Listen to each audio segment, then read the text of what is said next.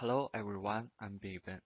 Today I will share with you the precautions for the use of optical modules, mainly to explain the common faults and solutions of optical modules in the daily applications.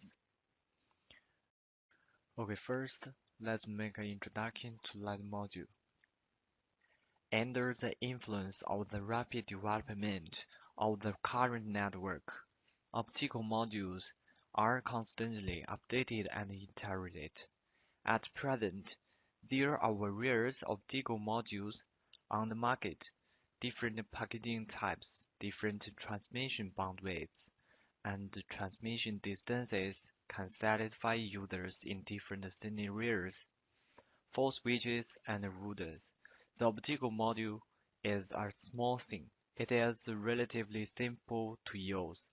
As long as the model is selected, no additional configuration is generally required. Just insert the optical fiber, but similar things are, the easier it is to overlook the problem. In fact, the optical module silently having suffered a lot of problems that were not caused by itself. It is a trivial matter to replace the optical module. However, judging from the adverse consequences such as network failures caused by the improper use of optical modules, it's a big outweighed. Through the analysis and statistics after the reading of faulty optical modules in the market, it is found that irregular operations during use often lead to module failures. In actual applications, optical module failures fall into the following four categories. 1. Dust and foreign matter contaminate the optical port. 2. The computer room uses non-standard optical fiber to damage the optical port. Third, the received optical power of the long-distance optical module exceeds the standard. The fourth, the ESD electrostatic discharge is damaged. So, how to solve these faults? Let's take a closer look next. First of all, the first type of problem is that the inner interface of the optical module's optical port is contaminated by foreign matter and dust.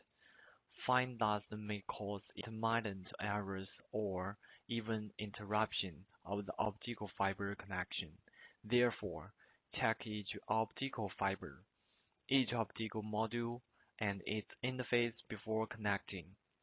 As shown in the red circle, the common LC and MPO interfaces are contaminated by a large amount of foreign matter and dust, and a large amount of foreign matter on the end surface blocks the optical outlet or the optical inlet, so that the light cannot be transmitted normally, causing network failure. Okay, the main reasons for such problems are as follows.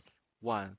The optical port of the optical module is prematurely or directly exposed to the environment, so that the dust foreign matter enters the module and causes contamination. 2.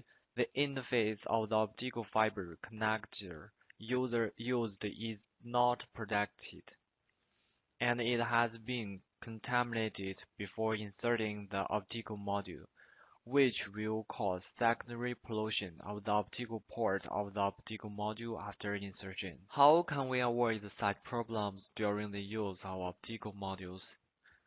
1. Keep the environment of the computer room clean, without obvious visible pollutants, and meet the requirements in the product manual as a whole. 2. After the optical module is inserted into the switch, keep the optical port plugged into the optical fiber is inserted. 3. Keep the protective cover for the optical fiber riding in the computer room until the optical module is inserted. 4. During the installation or debugging process, if you need to plug and unplug the fiber multiple times, you need to protect the fiber interface to avoid damage or dust. 5. If the interface of the jumper is not protected by a dust cap, before inserting the optical module, it is best to clean the interface of the optical fiber with a dust-free paper or fiber interface cleaner before inserting the optical module. The second type of problem is the use of non-standard fibers in the equipment room to damage the optical ports, mainly for the LC interface fibers. If non-standard fibers are used, the components in the optical port may be damaged during the insertion process. It interfaces with the inner wall of the optical port and may cause debris, causing the port to block. Therefore, we must use standard optical fibers when using optical fibers in the computer room. For the judgment method of non-standard optical fibers, we can check the pin positions of the optical fibers to confirm, as shown in the figure. The left figure shows the pin positions of standard optical fibers are chamfered, and the right figure shows the fibers are not chamfered. The third type of problem is that the received optical power of the long-distance optical module exceeds the standard, and there are often long-distance optical modules, especially the failure radius of 40 km and above. After analysis, it is caused by the overpower and overcurrent of the APD chip at the receiving end. Long-distance optical modules have strong laminar power. If they are interconnected in a short distance, the APD in the receiving end of the module may be burned. That is, the application received optical power is higher than the saturated optical power of the module. For example, the module receives -4 dBm light, which is higher than module -6 dBm saturated optical power. For this type of problem, our principle to solve the problem is to prohibit inserting the optical fiber before the received optical power is confirmed. The main points are as follows. 1. Do not connect the optical fiber immediately after installing the above-mentioned long-distance optical module to the device. First, use the command line to read the optical module's receiving and laminar power threshold. 2. If possible, first use an optical power meter to test that the received optical power is within the normal receiving range, and then connect the optical module. 3. When using long-distance optical modules, the received power should be reserved more than 3 dB compared with the receiving sensitivity. If it is not satisfied, an attenuator needs to be added. 4. Under no circumstances can you directly perform lookback tests on long-distance optical modules. If necessary, you must connect an optical attenuator to ensure that the received optical power is within the receiving range. The last type of problem is ESD damage. ESD, or electrostatic discharge, is a process with a very fast rise time. ESD can generate large and strong electromagnetic pulses. Static electricity can attach dust, change the impedance between the lines, and affect the function and life of the product. ESD can even damage the components and make them unable to work. ESD is inevitable in daily use. In addition to improving the ESD resistances, of electronic components. It is important to regular operation. For electrostatic protection, we need to pay attention to the following during the use of the module.